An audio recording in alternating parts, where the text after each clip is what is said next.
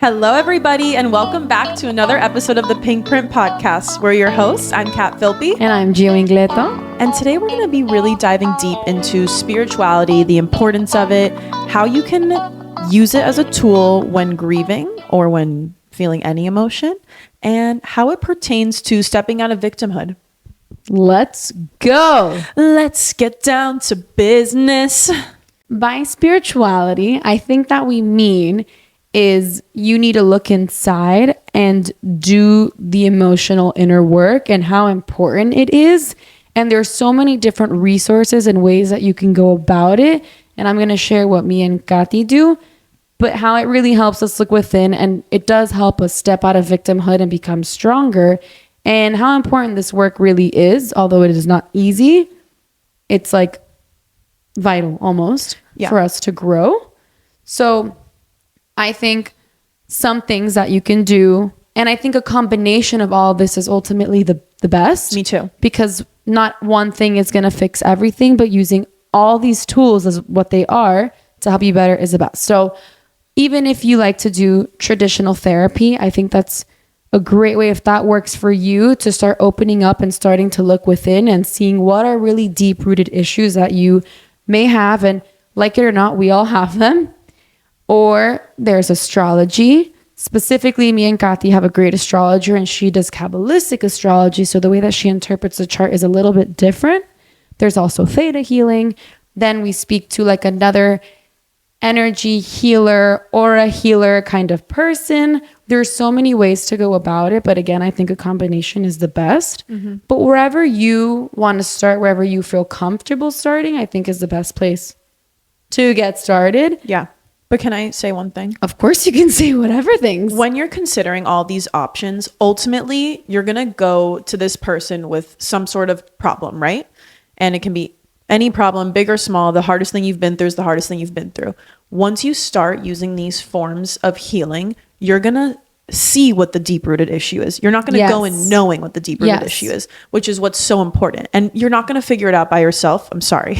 You need to be talking it out with some sort of person, hopefully a trained professional, because that is what they do. And you're also not going to figure it out talking to your best friend. And that's why we really recommend this form of healing, because you don't know what your root issue is. Therefore, you cannot properly heal, grieve, whatever it is, even if it's about like kickstarting your business and nothing's working. Why? I agree. I think that a lot of people are like, why do I need to do these things if nothing's wrong? This is the theme that we like really want to. And people are like, well, my life is fine. You know, overall, they think it's fine. So why am I going to waste the money? Why am I going to waste the time? I think a lot of it is also just the money. Mm-hmm. Because if it was free, why wouldn't you want to help yourself to be better? But actually, people are lazy, but yeah. But sometimes it's like the financial part of it. And people are like, I don't want to spend the money to do this. But it's just like, people think that, just because nothing's outright going wrong, or they're not outright depressed, or they're outright not sick, they think that there's nothing really to look into. But my question is like, why wait for things to get bad to then start working on it? Like, why wait for the blister to be infected rather than already putting an ointment on it and start fixing it? Yeah. And by the way, the financial aspect, it is an investment, but it's so easy to spend $100 on a weekend on eating out and drinking. Like, why don't you just not go out once or twice a week and instead invest in something yourself. That's a lot more beneficial for your health? It's investing in yourself the same way that people invest in a gym or in a workout class. That's investing in your health physically. And this is investing in your health mentally, energetically, and spiritually speaking. Mm-hmm. Basically, I want to talk about this theme of like what Gio just said. You can't be waiting until something really bad happens to be like, okay, like I really need help. Because let's say you have an issue in your life and you're like, but my life is fine. I'm fine. Like everything's fine. Naturally, most people are going to try to go about their day without thinking about whatever this issue is that's in their life. And yeah, it is going to be fine because it's our natural instinct to go on and go to work. Exactly. And you're busy with your kids and you're serving them dinner and cooking them dinner. And then all of a sudden, like somebody stubs your toe and you explode. Yes. But we know that the root issue is not that you hurt your toe. It's whatever the reason is. Right. I think that like one thing too, like you're saying, you go on with your day, even if you go through a very hardship and you don't make yourself a victim and you pick up and you keep going, sometimes people pick up and keep going and they still never look within and see how that thing really affected them, how that life-changing event really, really deeply affected them. And people keep going, but then they get sick later or something happens. And then it's like, it's because you never really looked into your emotions and you never really fixed all it was that you went through. Mm-hmm. Like one of the people that we work with, she described depression as being something that you basically disassociate from yourself and you are not looking into the emotions and you're not feeling the emotions and you're disassociating from that part of yourself and therefore you feel depressed. Mm-hmm. This is just one definition, right? This is one person saying that. But if you think about it, it's because you're really not looking within and you're not feeling the emotions and you're blocking it and you keep going with your life. But if you never really go and look within and try to fix the issues, then other things will arise. Mm-hmm. Well, yeah, typically it'll manifest in your body, cause some sort of health issue. And then you have a real problem on your hands that sometimes time isn't on your side to fix. Yeah. Yeah. Louise Hay says that too. She's like, why not work on it now than when you're on with doctors in the hospital, whatever. Exactly. So I think that it sucks. It's hard. It doesn't suck, but it's hard to look within and really feel the emotions. Sometimes it doesn't feel good to cry and to actually feel angry or feel worried or stressed and frustrated, but you have to feel, it's part of the human experience to feel those emotions and then they'll pass. But at least you're not holding and bottling it all up and just not letting it come out at all. And then maybe it's manifesting in different ways. Mm-hmm. I think that there's just also a clear distinction between somebody who chooses to focus on this issue, right, and stays in bed and cries all day. Like, we can't be doing that either. No. To be honest, like, you need to get your shit together. Yeah, you can't be crying all the day and making a whole victimhood out of it. Yeah. But the point is, for example, I'm gonna use myself as an example. Yeah. I've been working with this healer for, I think, since August. Yeah. Maybe July. Sure. Yeah, July, August, around then. It is now March, almost end of March. And I've made some very big strides, but it wasn't until probably 2 weeks ago that I finally started to feel like I know how to heal and grieve from my life experience that affected me.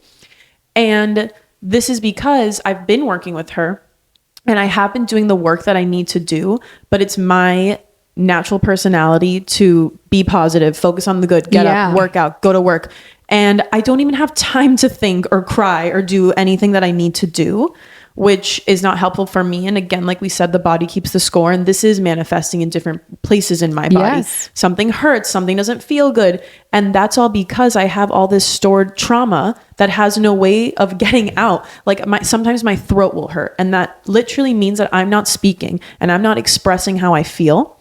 And I was speaking with my healer and she told me that I'm angry. And I looked at her, I'm like, I'm not angry. I'm not an angry person. I never am angry at the universe. No matter what curveball is thrown my way, I'm not angry. And I'm not like, why is this happening to me? Like, that is not me. Yeah. I know everything happens for me and everything is an opportunity. But she's like, it doesn't matter if that's your outlook. In your subconscious mind, you're angry. So what I want you to do is go get your journal and write down everything you're angry at. So in this example, I'm healing from my mom passing away. So she was like, I want you to write down every single reason that you're angry of why your mom passed away. And I literally wrote pages. I'm angry because this. I'm angry because this. I'm angry because this. And it all like poured out of me. Yeah. And I'm crying simultaneously. And it's like been 2 years since my mom passed away and I've never felt like that before. Yeah. And it's really important that all of this stuff comes out of me and out of my body. And of course, this is a severe experience. It doesn't have to be like that. It can be something as simple as something going wrong at work that did make you really angry one day. Maybe a deal fell through. Maybe someone was rude to you. It could literally be anything. But it's little moments like that during your day that maybe maybe they just pass you by. You don't think they anger you. But if you really start to put it down on paper and journaling it out, just start thinking of things and things are going to start coming up. Yeah. Things are going to start coming up. And that is the only way for you to heal and grieve. It's to feel these emotions. And that's why we say, like, no, every day you can't be sitting in your bed thinking about the negative, but you have to look in and release that too. Right. So you can move on and move forward properly and in a healing way. Exactly. Or else it's going to keep coming up.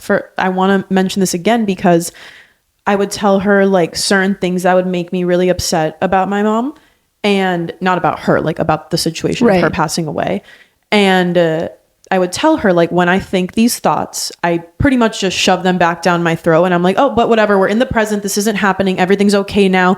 She's not suffering. She's gone, but it's okay. You're almost trying to be so positive. Yeah. That you're really not allowing the emotions to come out. Yeah. So she looked at me and she's like, that's psychotic. You're not supposed to be doing that. And she said, that's why those thoughts keep coming up, because your unconscious mind is trying to raise them for you to notice them so that you can think about them and then release them. And then they will stop coming up. Yes. And I was like, whoa, I never thought about it like that. And I told her, I'm like, who has the time to sit there and think about something sad and cry? She's like, you better fucking make time. Yeah. And I was like, okay. So that's what you need to do.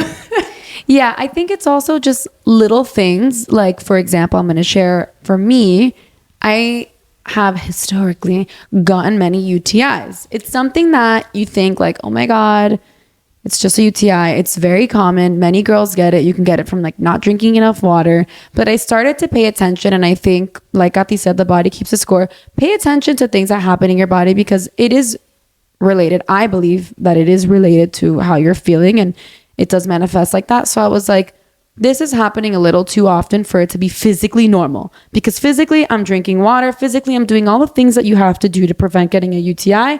It's not normal for me to be getting it this often.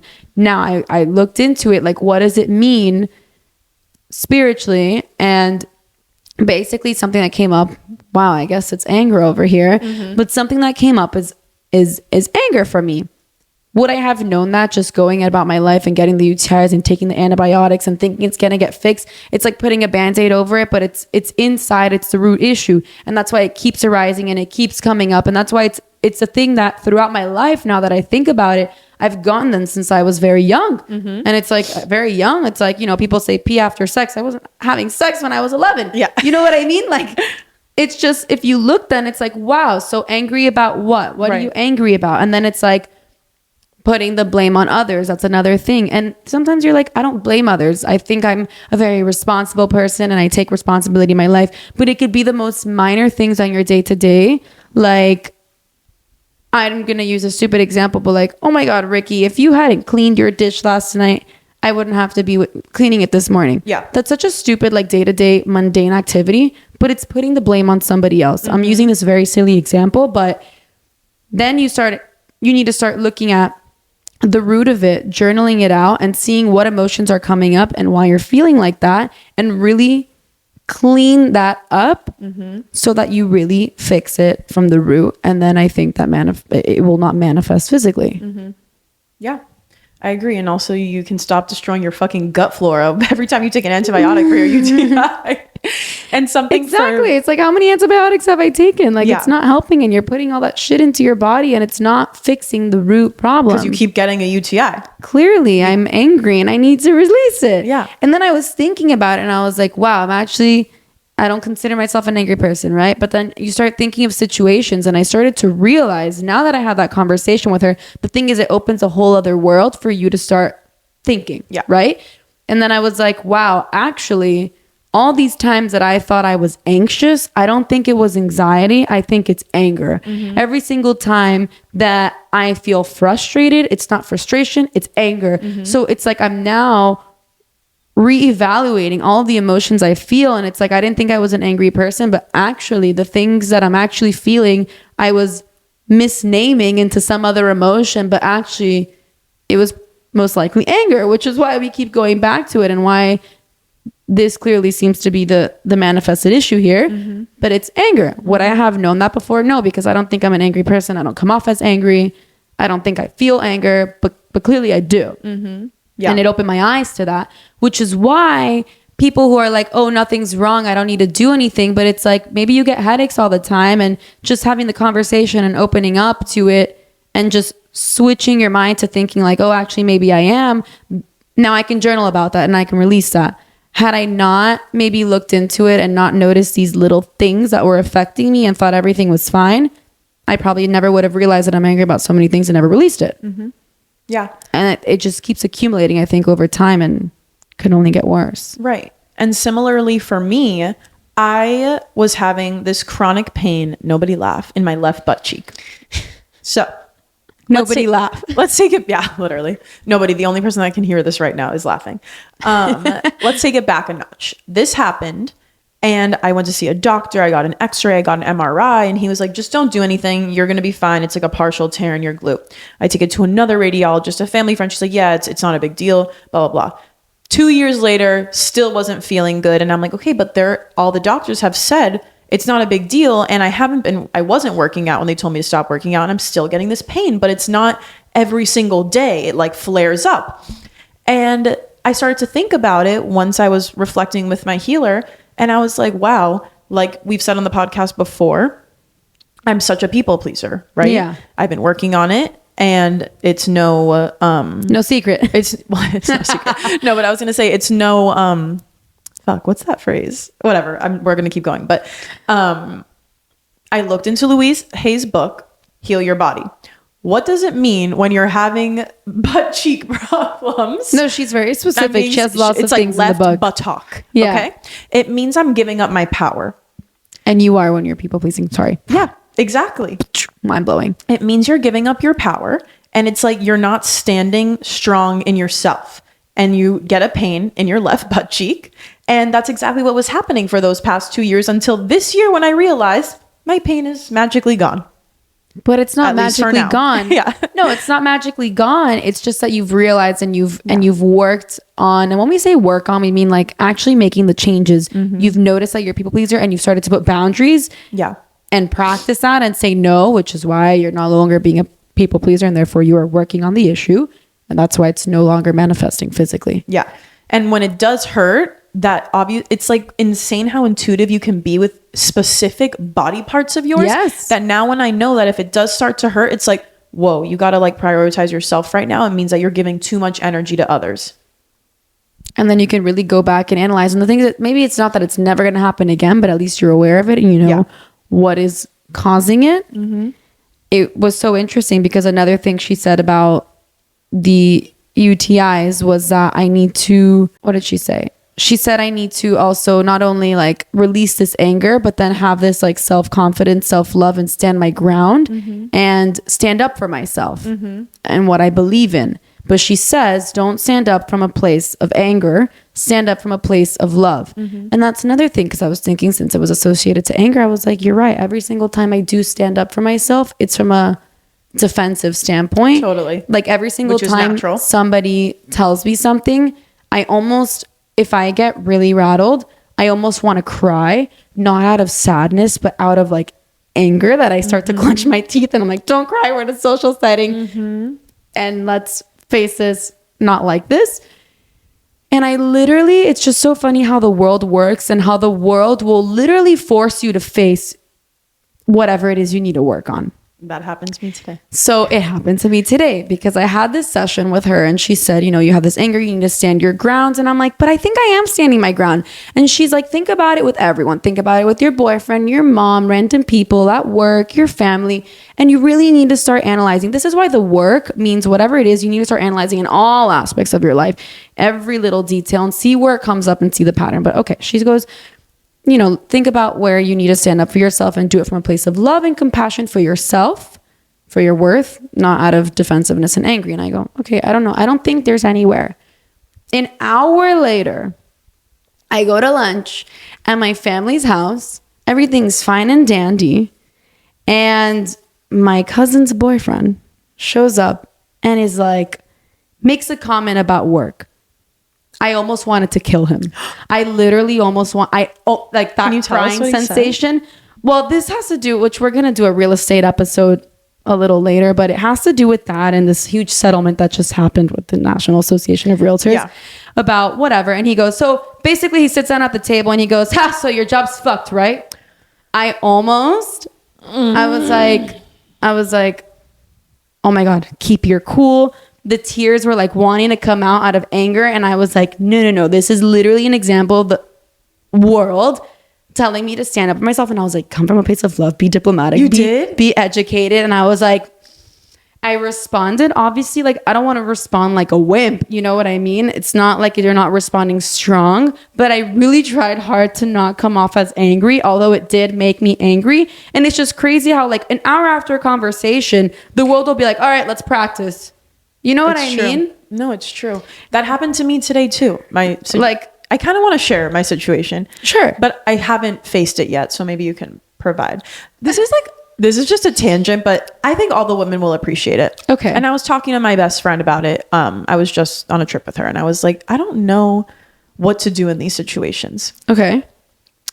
Now, let's take it back a notch. Okay. I think sometimes, do you feel as a woman, not that you feel silenced, but you feel sometimes it's just easier to be silent in a situation? Yes. Yes. Yes. So I've had this is a really weird thing to share. I hope no one takes it the wrong way. But I have noticed that the world keeps putting me in a weird situation with men. Mm-hmm. I went to the gym.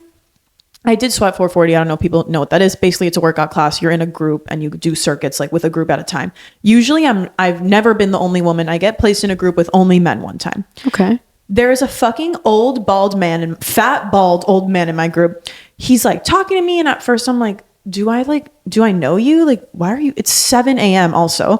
I'm like, whatever. Maybe he's just being nice, saying hi for the whole 45 minutes.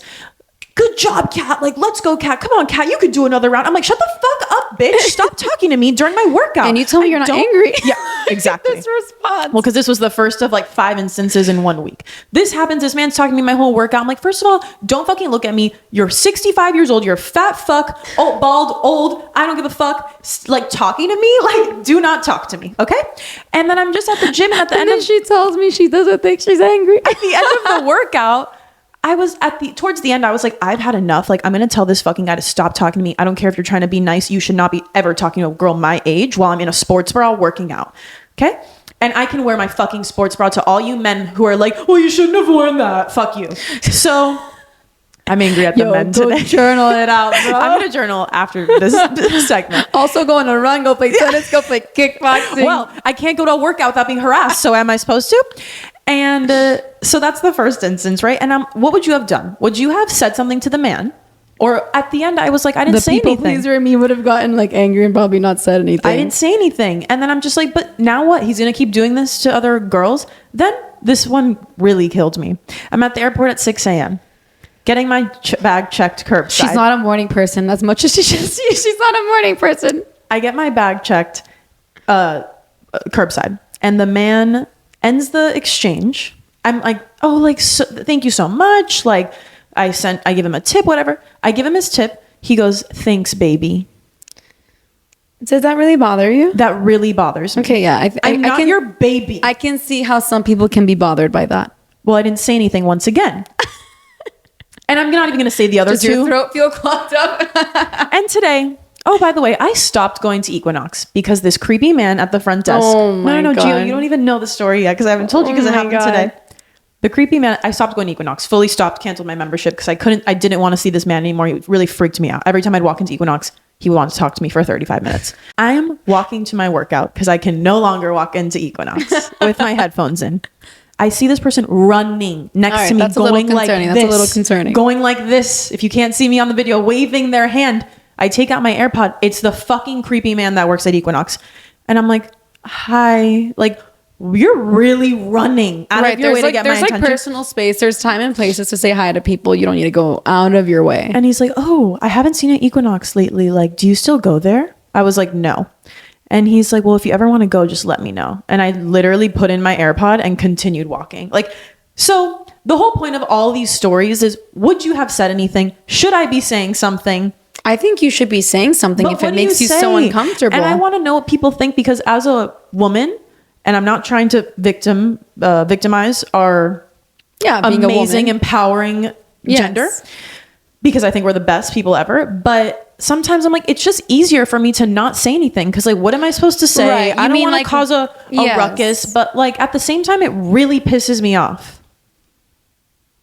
You don't need to have an answer, but I don't know if I have one. I just think it's different. If it's making you so angry to hold that in, then I think that yes, you should say something. For me, I'd have to say something out of not anger. Right. Like, but you know what I mean? It's so hard to be diplomatic about things when you're angry in the moment. So that's why I just don't say anything. So I'm like, if I'll say something, I might literally chew this person's head off. Right. But maybe you need to like take a Practice. breath. Maybe even think of like a phrase that you just tell every guy every single time this comes up, to just be very diplomatic and professional about it, but not angry about it. So you're coming from a place of more Love. love Instead of defending or myself. respect, rather than just like, I want to fuck this guy over. Yeah. I You know? agree. So that was my tangent, but I think that the girlies will get it. I think you should speak up though if it makes you so uncomfortable. I think clearly there's a pattern and this keeps arising and you want to say something but you're not, and it keeps happening and it's bothering that you're not. And I think you should. Look at the Equinox example. I literally stopped going to Equinox to avoid this man, and he shows up in my day today. Exactly. Clearly you need to do something. Isn't that crazy? Even if it's just like, listen, I feel very uncomfortable. I don't go there anymore. Thanks. Bye. Something. You are the reason.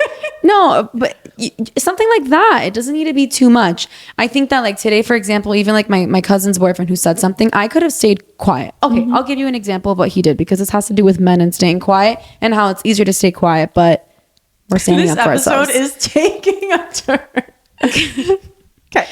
But this is because we're aware. And I'm just saying, we're saying that life will give you Lessons many over and over lessons to have the opportunity to then do the work. This is what doing the work means. Yeah. When we say doing the work, it means like, you're angry. Now, how are we going to approach it? We need to approach it differently. Because if we don't change how we're approaching it, or if we're not journaling it out, or if we're not actually doing it, nothing's going to change and we're going to keep feeling these ways. And that's what doing the work means. 'Cause I feel like people are going to ask like, what does doing the work mean? This is it. The examples are going to happen. And sometimes it'll be beyond you and you're not going to do it. But then you need to catch yourself, be self-aware, and start making the changes in how you react, so it's not reactive and it's proactive, and you're actively making changes. That's where the work is, every single day, every single example. Anyways, back to the boy. So he's like, I was doing math problems with my cousin. She's in high school, and honestly, like, I don't even Albert. like no, I'm not Albert, and that's the problem. Like, I didn't know how to help her with these math problems because it was like the square root of an x, and I don't even know.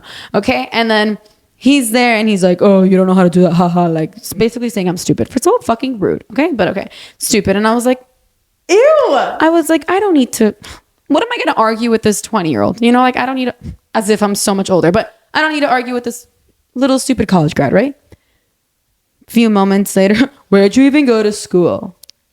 You know, like, this guy's trying to school me. Like, and yes. Well, he feels intimidated, obviously. He's like, where you go to school? And I was like, NYU.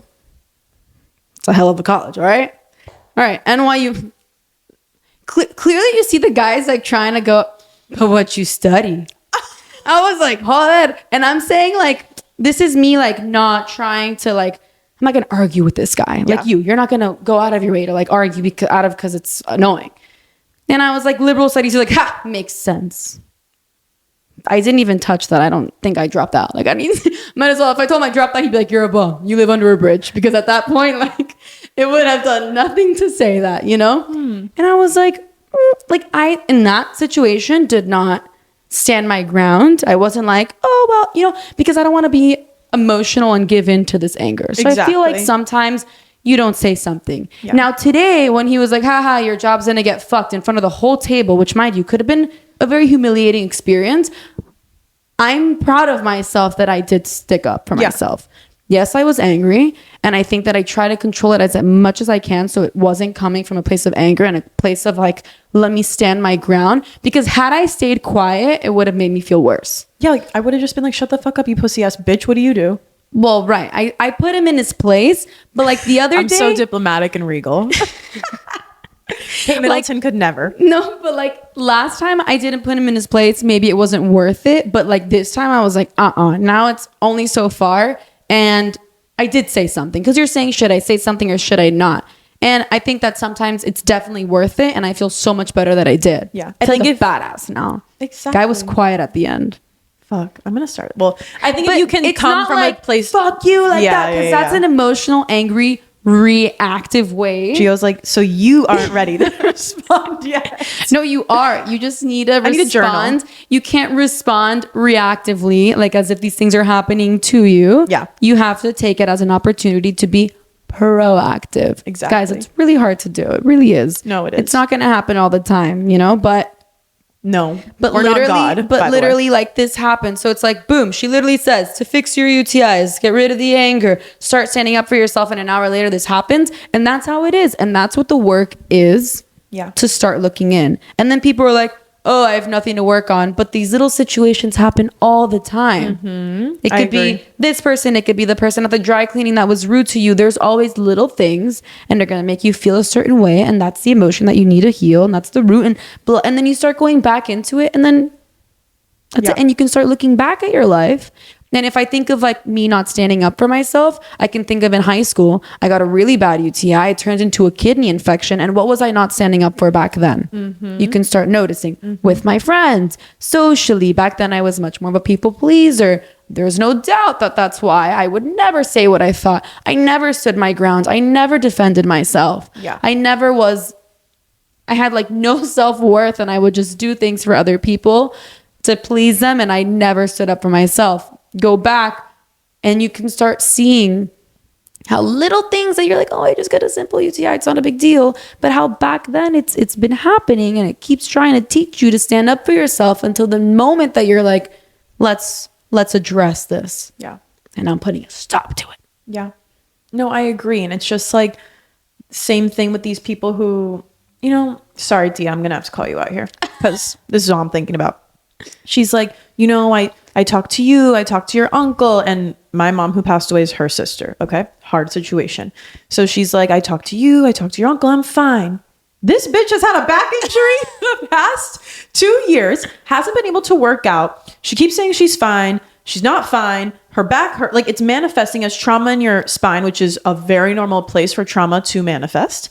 And she's not fine. And finally now I had to tell her a story. Again, another anecdote, but I think it's important. It's not a personal anecdote. Basically, there was I read this in a book about a therapist, Good Morning Monster. She talks about 5 patients. This is one of the patient's stories. To make a long story short. Very long story. Yeah.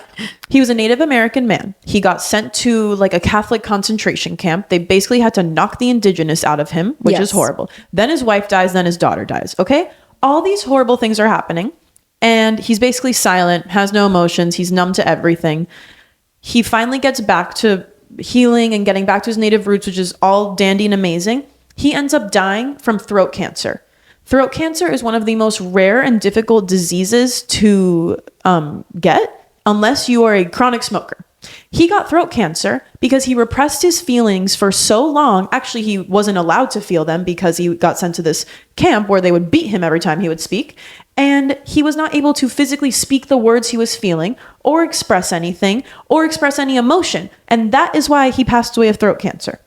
So you can go on and say your life is fine and everything's okay until one really bad thing happens. Then maybe you get through that too. And then, it's okay again. Is that how you really want to live your life? It can't possibly be how you want to live your life. Just in a mediocre, chill state all the time. Yeah. You want to feel joy and you want to feel sadness and grief and all these things, because it also means that you experienced deep ass love. Yes. And friendship and connection. Let's go. If you look at Good Morning Monster, which is a really amazing book, it's a psychologist who talks about 5 different patients of hers and basically their trauma and how essentially they're heroes because of what they go through. It literally gives me goosebumps because the stuff they go through is absolutely insane. They could be victims, and then it's like all the things that arise and how they actually end up overcoming it. It's insane that we can do it. People go through a lot worse, and it doesn't matter. So much but worse. We have the power to go through so much and really do it if we're open to doing the work. And what's interesting about the book is that every single one of her patients went for a physical different problem. Yep.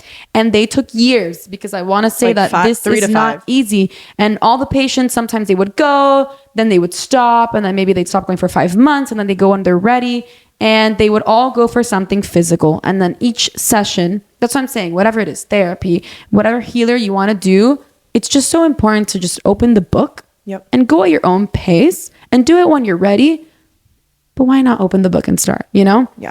And they all went, and as you start reading the book and as you start seeing every single session, something else came up and something else from their childhood or their past. And that's why they feel like this. And then at the end of the day, it's like their physical problem only like fixed, but also all these other issues that arose that they didn't even know or felt that they had covered up. Yeah.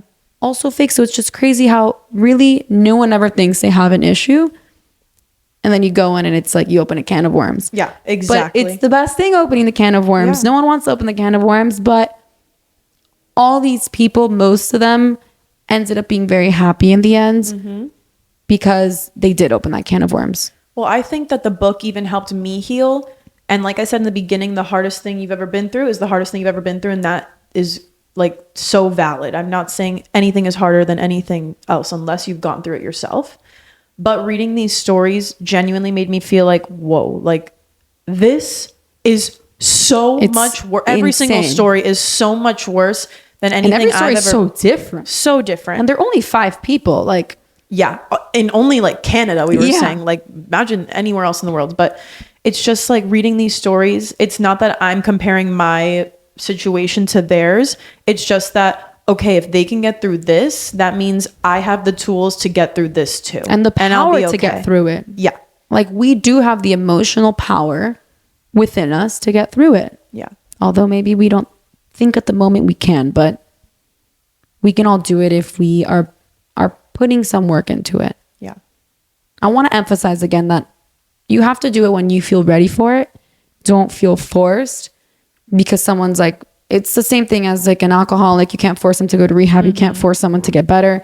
You can't force someone to get out of depression. You can try to give them light. And whenever you guys feel like you want to start opening that book, I find it sometimes hard, because like you with your tia, you're like, go do something, you know? And I sometimes feel like I want to do that with people too, but we also can't, because everybody's on their own journey, on their own path, and they have to do it when they want to. All we're saying is that it's helped us, and why not try to use some tools, whichever sits the most with you, to get better and look within. Yeah. And it's true. Like, you can go in for one reason and come out knowing a hell of a lot more about yourself. And the root of that. Yeah. And it raises other questions, and it just goes a whole different route. And it's a really beautiful process. And it helps you understand things in a different way, helps you understand yourself more. It also helps within friendships, romantic 100%. relationships, family, like, because it'll help you understand the way you react to certain situations. And then hopefully you can have a tame relationship with whoever, and an even stronger relationship with your friends, with your partner. Then when you have kids one day, like, I want to make sure I'm not fucking my kids up, you know, like, because I'm projecting something that I don't know how to deal with onto them, or whatever it may be. But exactly. So really interesting topic. Yeah. Hope you guys enjoyed this take. Sorry, I just bit the shit out of my lip. Oh. Anywho. Yeah, that was a deep conversation, but I don't know. We both clearly feel so passionately about talking to somebody, no matter what form it's in, because everyone has work to do. Yeah. And I also think that, you know, we try to share all of the practical tips that we do. And this is definitely a huge part of our lives. And, you know, why not share it if it can help someone out there? Yeah.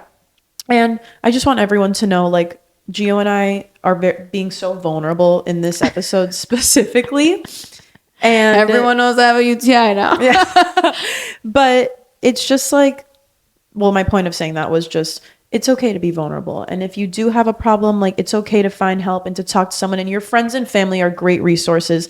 But on the day-to-day, it's also, they're not going to be as helpful for you. And that's just the reality. Well, everyone's going to sort of give their take sort of on their story, and it's great. But we can always go a little deeper. Yeah. And also to not just rely on them. You know, they're also trying to heal and go through their own things and their own journey. And everyone, I'm sure, that loves you is open to listening to you, but they can't necessarily help you get to this deep issue. No, it's good to have a third party professional, who's not so close to you and who looks at it from a completely different angle. Yeah, because that's what I think is cool too. These people give you a whole other different take, like how the anger thing. Like, I would have never thought of anger. Yeah, I thought of other emotions, but it gave me a different perspective, and maybe nobody close to me would have noticed that either. Yeah. And they're also not going to be like emotionally triggered by what you're saying. Like, if I'm talking to my dad about a problem I have with my brother, my dad's going to be like, well, you're talking to me about your brother and I love him as much as I love you and blah, blah, blah. So yeah. that's why. But anywho. Cool. So for the homework, which is again to give you some practical tips on how to get better, is to journal it out. That's what we're doing this week too, super heavily. Yeah. And just put all negative emotions, anything you're feeling. We're all about being positive, but we carry negative emotions too, and we got to release it. We got to get rid of it to make space for more positive. Yeah. So journal it out, whatever you're feeling, even if you're happy, you're sad, you're worried, you're angry, frustrated, write everything out and get it out. And if you want to have some more fun, burn the paper. Yeah. And don't forget to like take what you need in the morning. My morning routine is pretty rigid, and I've started to change it a little bit due to this new information. And instead of meditating, sometimes I don't want to like sit still and be quiet and think so much. I just want to like write out exactly how I'm feeling and move on. Yeah. So don't forget to take what you need. Maybe it is meditation. Maybe you do need to ground a little bit rather than release, and that's okay. But just be intuitive on you and your body and your mind, and baby steps. Baby steps, baby. Thank you so much for listening to another episode of the Pink Print Podcast. We hope that this helps everyone and anyone, and we love you guys. We love you guys. Thank you so much. Ciao, bye. Ciao, bye.